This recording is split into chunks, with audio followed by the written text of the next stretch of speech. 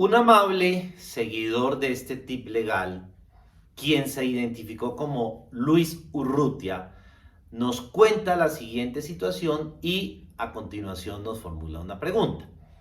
Él nos dice que lleva casado ya hace algún tiempo con su esposa y que en este momento están teniendo problemas, al punto de que han hablado inclusive de divorciarse.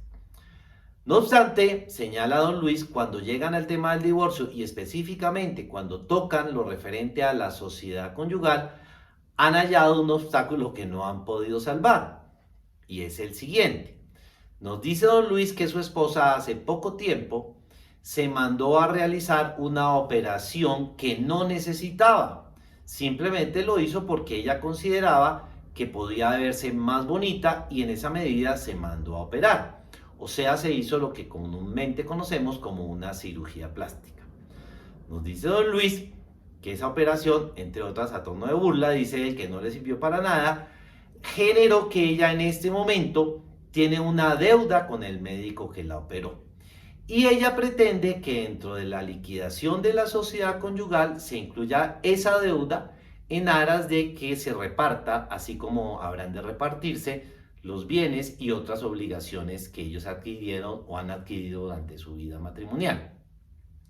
Esta situación, la de la deuda que tiene la esposa de don Luis con el médico, le parece a él que es injusta, porque él dice que porque va a tener que asumir la sociedad conyugal e indirectamente él, un gasto que su esposa hizo simple y llanamente por vanidad, porque ella creía que se iba a ver más bonita, pero esa deuda en nada lo favoreció a él, ni a su familia, ni al activo o haber de la sociedad conyugal.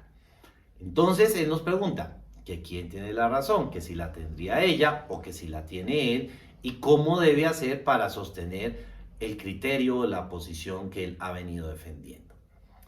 Digámosle entonces a don Luis lo siguiente. Como primera medida, debemos señalar que el manejo de las deudas de los esposos durante la vigencia de la sociedad conyugal tiene un manejo semejante al que se predica respecto de los bienes que tienen los esposos durante la vigencia de la sociedad conyugal. Comúnmente, y la mayoría de personas saben que durante la existencia de la sociedad conyugal, en cabeza de los esposos, hay dos clases de bienes. Unos bienes que son sociales, que son los que habrán de repartirse al momento en que se liquide la sociedad conyugal, y unos bienes que son propios, que por no ser sociales y ser propios, pues no tienen por qué repartirse. Esos bienes son de cada uno de los esposos y punto. Repetimos, no se deben incluir en la liquidación y menos se deben repartir.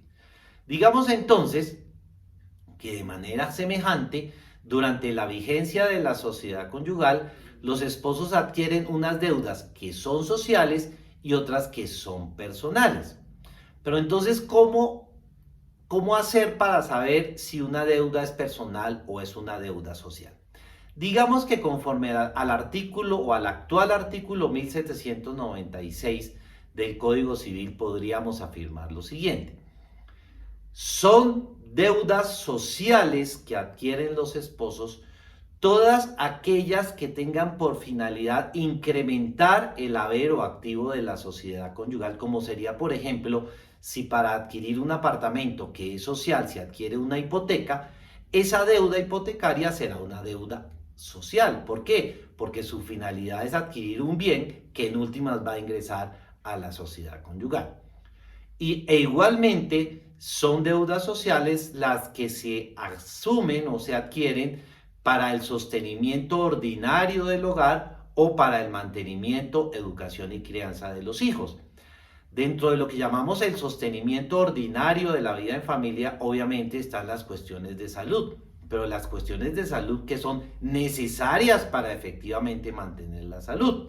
No lo sería en este caso la operación que simplemente busca darle gusto a la vanidad de la esposa de don Luis.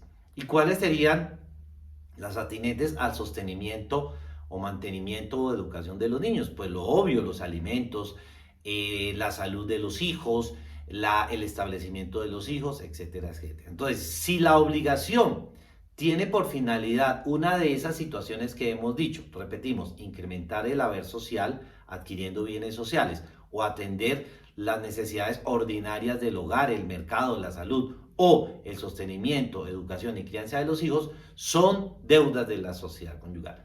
Si no encuadran en una de estas situaciones, pues se trataría de una deuda personal. Así las cosas, y siguiendo con el paralelo que estamos haciendo respecto del activo, así como en el activo de la sociedad conyugal no se incluyen los bienes propios, de la misma manera tampoco se deberán incluir las deudas personales. En el caso concreto de don Luis, esa deuda que la esposa adquirió con un médico simple y llanamente en un acto de vanidad no deberá incluirse dentro del inventario de la sociedad conyugal y asimismo entonces no habrá de repartirse. Ahora bien, si eventualmente esa deuda se hubiere pagado en vigencia de la sociedad conyugal, ahí a lo que tendría derecho la sociedad conyugal e indirectamente don Luis es a que la esposa le reconozca a la sociedad conyugal esa deuda que terminó pagando la sociedad conyugal pero que era de ella. Digamos entonces que así como en el manejo del activo hay lo que se llama el haber absoluto y el haber relativo que generan unas recompensas, en el tema del pasivo digamos que también hay un pasivo absoluto y un pasivo relativo que puede llegar a generar recompensas. En conclusión, don Luis, siga defendiendo su posición y no acepte, en nuestra opinión, que esa deuda que su esposa tiene con el médico, que fue simple y llanamente por vanidad, haga parte del inventario de la sociedad conyugal. Esperamos haber llevado luces sobre este interesante asunto.